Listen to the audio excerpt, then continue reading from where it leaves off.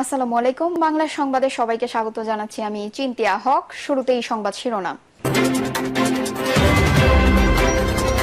হাসিনার বিরুদ্ধে মামলা না নেওয়ায় থানা ঘেরাও, অবশেষে গভীর রাতে এন্ট্রি। এদিকে বাংলাদেশের আনাচে কানাচে আওয়ামী লীগ স্বৈরাচারের প্রেতাত্মা ঘুরে বেড়াচ্ছে, বলছেন আমিনুল হক। জানাবো আওয়ামী লীগ দেশের জালেমের সরকার কায়েম করেছে, বলছেন মঈন খান।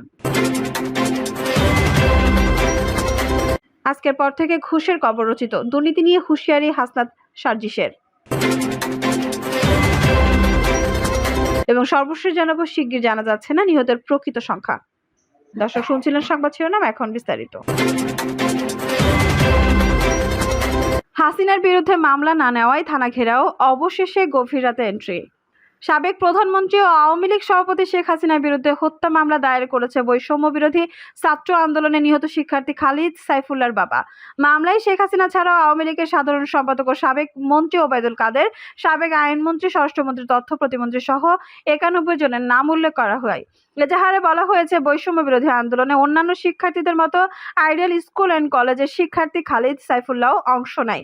গত 18 জুলাই আসামিদের প্রত্যক্ষ মদদে আইন শৃঙ্খলা বাহিনীর সদস্যরা শিক্ষার্থীদের উপর নির্বিচারে গুলি চালায়। এতে গুলিবিদ্ধ হয়ে মারা যান খালিদ।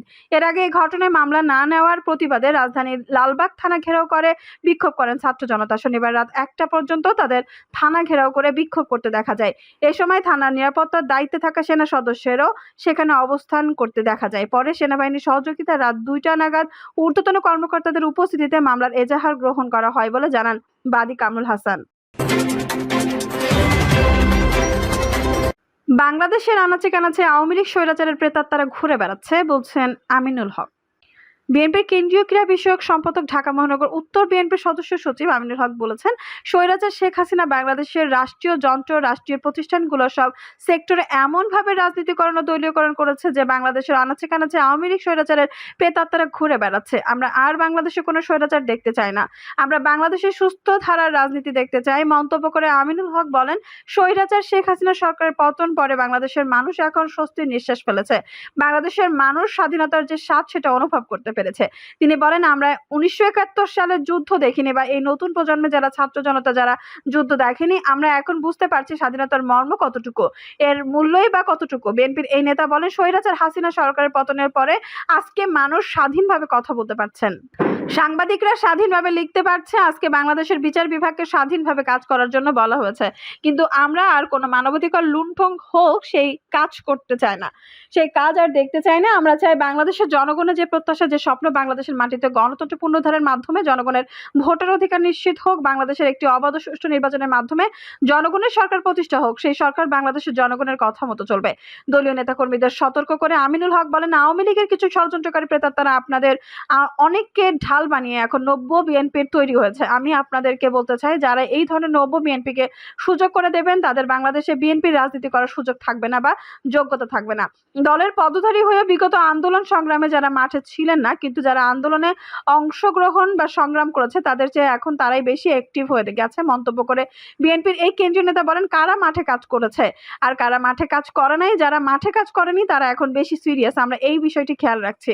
বৈষম্য বিরোধী আন্দোলনকে কেন্দ্র করে নিহত উত্তরখান থানার 44 নম্বর ওয়ার্ড বিএনপির যুব বিষয়ক সম্পাদক জুবায়ের রহমান সহ শহীদ ছাত্র জনতা রুহের মাগফিরাতের কামনায় এই দোয়া মাহফিল অনুষ্ঠিত হয়। দোয়া মাহফিলে নিহত জুবায়ের রহমানের বাবা সবুর ব্যাপারী কান্নাভরা কণ্ঠে বক্তব্য রাখেন। আমিনুল হক তার বক্তব্য শুনেন এবং শহীদ জুবায়ের সহ সদ্য গণ আন্দোলনে যারা শহীদ হয়েছেন সবার রুহের মাগফিরাত কামনা করেন।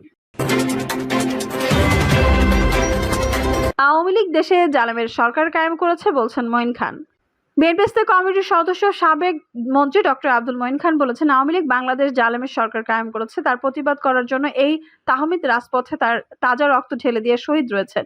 তিনি আরো বলেন, বর্তমান পরিস্থিতিতে বাংলাদেশের নতুন প্রজন্মের ছাত্র জনতা বাংলাদেশের তথাকথিত কলুষিত রাজনীতিকে প্রত্যাখ্যান করেছে। ডক্টর আব্দুল মঈন খান বলেন, বাংলাদেশের সৃষ্টি হয়েছিল গণতন্ত্রের জন্য। বাংলাদেশের যত স্বৈরের শাসকই আসুক, যারা গণতন্ত্রের নামে এক না এক তন্ত্র কায়েম করেছে, তাদের পরাজিত করে ছাত্র জনতা গণতন্ত্র পুনঃপ্রতিষ্ঠা করবে। তিনি আরো বলেন, বলেন যে আওয়ামী লীগ নিজেদের স্বাধীনতার পক্ষে শক্তি বলে দাবি করে, সেই আওয়ামী লীগ স্বাধীনতার ধারক বলে দাবি করে। সেই আওয়ামী লীগ যখন বাংলাদেশের গণতন্ত্রকে ধ্বংস করে এক না এক তন্ত্র কায়েম করে, বছরের পর বছর বাংলাদেশের ভাবমূর্তি নষ্ট করেছে, অন্যদিকে বাংলাদেশের ন্যায় নীতিকে ক্ষুণ্ণ করেছে। ডক্টর মঈন খান তাহমিদের গ্রামের বাড়ি নরসিংদীর চিনিশপুরের পারিবারিক কবরস্থানে ফুল দিয়ে শ্রদ্ধা জানান এবং তাহমিদের বাবার হাতে নগদ অর্থ তুলে দেন।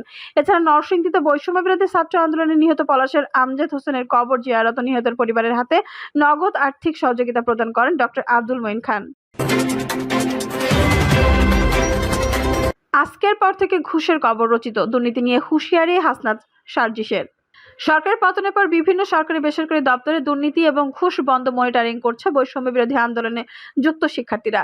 আজ থেকে সব ধরনের প্রতিষ্ঠানে ঘুষ বাণিজ্য বন্ধ বলে মন্তব্য করেছেন প্ল্যাটফর্মটির অন্যতম সমন্বয়ক হাসনাত আব্দুল্লাহ।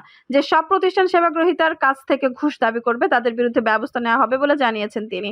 অর্থনৈতিক লুটপাট, অর্থ পাচার ও দুর্নীতি বাজারের লাগাম টেনে ধরার দাবি বহুদিনের, কিন্তু গুটি কয়েক ব্যক্তিকে আটক করে বরাবরই প্রশ্রয় পেয়েছেন রাঘব বোয়ালরা। দীর্ঘদিন গেড়ে বসা সরকার পতনের পর মানুষের প্রত্যাশা দ্রুত বন্ধ হবে দুর্নীতি, নিশ্চিত হবে সুশাসন, প্রশাসনিক খাত থেকে শুরু করে সব ধরনের সেবাদাতা প্রতিষ্ঠানগুলোতে হয়রানির শেষ দেখতে চায় সাধারণ মানুষ। দুর্নীতি বিরুদ্ধে নজর রাখতে রাষ্ট্রের গুরুত্বপূর্ণ দপ্তরগুলোর দিকে নিশানা করেছেন বৈষম্য বিরোধী আন্দোলনের আরেক সমন্বয়ক সার্জিস আলম। শিগগির জানা যাচ্ছে না নিহতের প্রকৃত সংখ্যা। কোটা সংস্কার থেকে সরকার পতনে এক দফা আন্দোলন, গণ অভ্যুত্থানে সরকার পতনের পর হামলা, সহিংসতা এর মধ্যেই নিভেছে শত শত প্রাণ, আদালতে কত প্রাণ ক্ষয়, কত আহত, কত পঙ্গু কিংবা কতজনই পা হারিয়েছেন চোখের আলো, এই সব নিয়ে এখনো রয়েছে ধোঁয়াশা। কারো কাছে নেই নিহত আহতের সঠিক পরিসংখ্যান। তবে হতাহত ব্যক্তির পরিচিত সহ একটি পূর্ণাঙ্গ তালিকা প্রণয়নের উদ্যোগ নিয়েছে স্বাস্থ্য অধিদপ্তর। এজন্য 13 সদস্যের একটি কমিটি করা হয়েছে। জাতিসংঘ তাদের প্রতিবেদনে বলেছে 16 জুলাই থেকে 11 আগস্ট পর্যন্ত অন্তত 650 জনের মৃত্যু হয়েছে। তবে ভারতীয় একটি গণমাধ্যমকে সদ্য সাবেক স্বরাষ্ট্র উপদেষ্টা, বর্তমানে বস্ত্র ও পাট মন্ত্রণালয়ের উপদেষ্টা এম শাখাত হোসেন বলেছেন, ছাত্র আন্দোলনে 1000-এর বেশি মানুষের মৃত্যু হয়েছে। আন্দোলন ঘিরে হতাহতের তথ্য সংগ্রহে ছাত্রদের উদ্যোগে তৈরি হয় শহীদ ইনফো নামে একটি ওয়েবসাইট। গতকাল শনিবার পর্যন্ত সেখানে 490 জনের বেশি নাম পরিচয় উঠেছে, আহত অন্তত 33,000। আর সমকাল নিজস্ব অনুসন্ধানে গতকাল পর্যন্ত অন্তত 622 জন নিহত হওয়ার তথ্য নিশ্চিত হয়ে পেরেছে। খোঁজ নিয়ে জানা গেছে আন্দোলনে নিহত অনেকের লাশ হাসপাতালে নেওয়া হয়নি, আবার অনেকের হৃদরোগ, সড়ক দুর্ঘটনায় মারা গেছেন বলে নথিভুক্ত হয়। কারো লাশ দাফন করা হয় বেওয়ারিশ হিসেবে। প্রতি মাসে গড়ে 45টি নাম পরিচয়হীন লাশ দাফন করে আঞ্জুমান মফিদুল ইসলাম। তবে জুলাইয়ে ছাত্র জনতার আন্দোলনের সময় 83টি লাশ দাফন করে এবং সংগঠন যাদের শেষ ঠিকানা হয়েছে রায়েরবাজার ও জুরাইন কবরস্থানে, সহিংসতা নিহত এক শিশু সহ 21 জনের লাশ বেওয়ারিশ হিসেবে দাফন করে আঞ্জুমান মফিদুল ইসলাম। ছাত্র আন্দোলনে গিয়ে কেউ কেউ এখনো ঘরে ফেরেনি, তাদের খোঁজে হাসপাতালেও ঘুরছেন স্বজনরা। আবার মেডিকেল কলেজের মর্গে কিছু লাশ পড়ে আছে, এসব লাশের কোনো দাবিদার পাচ্ছে না হাসপাতাল কর্তৃপক্ষ। সব মিলে এই আন্দোলনে আইনশৃঙ্খলা রক্ষাকারী বাহিনীর গুলি ও বল প্রয়োগ এবং সরকার পতনের পর সহিংসতায় কতজনের প্রাণ গেছে এর সঠিক সংখ্যা সহসা জানা সম্ভব নয় বলে মনে করছেন মানবাধিকার কর্মী ও আইনজীবীরা। প্রকৃত সংখ্যা বের করতে পত্রিকায় গণবিজ্ঞপ্তি দেওয়ার পরামর্শ দেন তারা। এদিকে বিএনপি দলীয়ভাবে দেশের প্রতিটি জেলা, মহানগর ও উপজেলায় চিঠি পাঠিয়ে নিহত আহতের তালিকা কেন্দ্রে পাঠাতে নির্দেশনা দিয়েছে। অনেক স্থানে তথ্য এখনো আসেনি বলে পুরো পরিসংখ্যান প্রকাশ করতে পারেনি দলটি। কয়েকদিনের মধ্যে এই তালিকা চূড়ান্ত করা হবে বলে জানা গেছে। তবে গতকাল ছাত্রদল জানায় আন্দোলনে তাদের 33 নেতাকর্মী নিহত হয়েছেন। পুলিশের নবনিযুক্ত আইজিপি মোহাম্মদ মইনুল ইসলাম জানিয়েছেন, পুলিশের 42 সদস্য নিহত হয়েছেন, তাদের মধ্যে 2 জন র্যাবের কর্মরত ছিলেন। নিহতের এই সংখ্যা নিয়ে বাহিনীর কারো কারো সংশয় আসে, তাদের ভাষ্য পুলিশের নিহতের সংখ্যা আরো বেশি। এছাড়া 4 থেকে 6 আগস্ট যারা মারা গেছেন তাদের মধ্যে শিক্ষার্থী 24 জন, আওয়ামী লীগের নেতাকর্মী 85 জন। বিভিন্ন গণমাধ্যমে প্রকাশিত তথ্য বলছে 4 থেকে 6 আগস্ট বিএনপির 12 নেতাকর্মী মারা গেছেন, তাদের মধ্যে 2 জন ছাত্রদল এবং 1 জন যুবদল নেতা রয়েছেন। ব্যারিস্টার সারা হোসেন সমকালকে বলেন, ছাত্র জনতার আন্দোলন স্তব্ধ করতে মানবাধিকার লঙ্ঘনের মতো অনেক ঘটনা ঘটেছে, গুলিতে অনেক হতাহত হয়েছে, নির্যাতন ও গণগ্রেপ্তার করা হয়। হতাহতের প্রকৃত সংখ্যা বের করা দরকার। জাতিসংঘ স্বতন্ত্র নিরপেক্ষ তদন্ত করলে সঠিক সংখ্যা বেরিয়ে আসবে। এখন পর্যন্ত বিভিন্ন জায়গা থেকে যে হিসাব পাচ্ছি এর সব কটিতে নিহতের সংখ্যা 600-র বেশি। সারা হোসেন আরো বলেন, আন্দোলনের সময় মারা যাওয়া অনেকে কাউন্সিলর বা অন্য কোনো কর্তৃপক্ষের কাছ থেকে হৃদরোগে মারা গেছেন এমন প্রত্যয়নপত্র নিতে বাধ্য হয়েছেন। কে কিভাবে হতাহত হয়েছেন এর সঠিক তথ্য ন্যায় বিচারের জন্য ভুক্তভোগীর পরিবারের জানা জরুরি। এছাড়া এখনো আহত শত শত মানুষ বিভিন্ন হাসপাতালে চিকিৎসাধীন, তাদের পাশে সরকারি বেসরকারি ভাবে সবাইকে দাঁড়ানো উচিত। মানবাধিকার কর্মী নূর খান লিটন সমকালকে বলেন, এত বিভৎস ও ভয়াবহ ঘটনা ঘটেছে, অনেকের লাশ রাস্তায় পড়েছিল, চিকিৎসা দিতে হাসপাতাল হিমশিম খেয়েছে। ময়নাতদন্ত ছাড়া অনেকে লাশ নিয়ে গেছেন, ফলে সহসা নিহতের প্রকৃত সংখ্যা চূড়ান্তভাবে জানা সম্ভব নয়। অন্তর্বর্তীকালীন সরকার গণমাধ্যমে একটি গণবিজ্ঞপ্তি প্রকাশ করতে পারে, এতে হতাহতের সংখ্যা জানা যেতে পারে। এনজিও এবং রাজনৈতিক দলগুলোকে কাজে লাগাতে পারে তারা, কারণ তৃণমূল পর্যন্ত তাদের নেটওয়ার্ক আছে। বৈষম্যবিরোধী ছাত্র আন্দোলনের সমন্বয়ক আবু বাকের মজুমদার মনে করেন, নিহতের প্রকৃত সংখ্যা এখনো নিরূপণ করতে না পারাটা ব্যর্থতা। সরকার একটি সেল গঠনের মাধ্যমে কাজটি করতে পারে। পাশাপাশি প্রতিটি জেলায় সমাজ কল্যাণ দপ্তরকে কাজে লাগিয়ে জেলা ভিত্তিক নিহতের পূর্ণাঙ্গ তথ্য সংগ্রহ করতে পারে। এছাড়া বৈষম্যবিরোধী ছাত্র আন্দোলনের একটি দলও নিহতের তালিকা তৈরির একটি কাজ করছে বলে জানান তিনি। মকালের হিসাব অনুযায়ী 16 জুলাই থেকে গতকাল পর্যন্ত 622 জনের মৃত্যু হয়েছে। এর মধ্যে 532 জনের মৃত্যুর বিষয়ে বিস্তারিত তথ্য সমকাল সংগ্রহ করেছে। তার মধ্যে 16 জুলাই থেকে 4 আগস্ট পর্যন্ত 352 জন, আর 5 আগস্ট থেকে গতকাল পর্যন্ত 270 জনের মৃত্যুর তথ্য পাওয়া গেছে। এদের মধ্যে অন্তত 65 জন শিশু কিশোর। সমকালের পরিসংখ্যান বলছে 16 জুলাই থেকে 31 জুলাই পর্যন্ত 209 জন নিহত হয়। তাদের অধিকাংশের শরীর ছিল বুলেটে বিদ্ধ।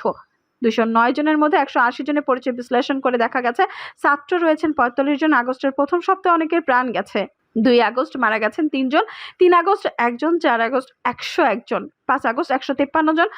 ওই 153 জনের মধ্যে সরকার পতনের আগে 76 জন। 6 আগস্ট মারা গেছেন 53 জন। এরপর অনেকে হতাহত হয়েছেন। সর্বশেষ গতকাল ঢাকা মেডিকেল কলেজ হাসপাতালে চিকিৎসাধীন অবস্থায় মারা যান ছাত্রদল কর্মী রিয়াজ। ঢাকার বাইরে নিহত 285 জনের তথ্য বিশ্লেষণ করেছে সমকাল। তাতে দেখা যায় বেশিরভাগই গুলিবিদ্ধ হয়ে মারা গেছেন। 5 আগস্ট দুপুর পর্যন্ত শুধু গুলিবিদ্ধ হয়ে মারা গেছেন অন্তত 81 জন। পরে অন্তত 66 জনের মৃত্যুর কারণ গুলি। ছাত্র জনতার আন্দোলনে সাংবাদিক নিহত হয়েছেন 4 জন। তাদের মধ্যে ঢাকার বাইরে সাংবাদিক মারা গেছেন 3 জন, শিক্ষক রয়েছেন 2 জন। বিপুল সংখ্যক সাধারণ মানুষও মারা গেছেন পুলিশের গুলি ও সহিংসতায়। দর্শক, এই ছিল এখনকার সর্বশেষ সংবাদ। নিউজটি ভালো লাগলে অবশ্যই একটা লাইক দিন, কমেন্টে আপনার মূল্যবান মতামত জানান। সবসময় আমাদের পাশে থাকতে সাবস্ক্রাইব করে বেল বাটনটি অন করে রাখুন। ধন্যবাদ।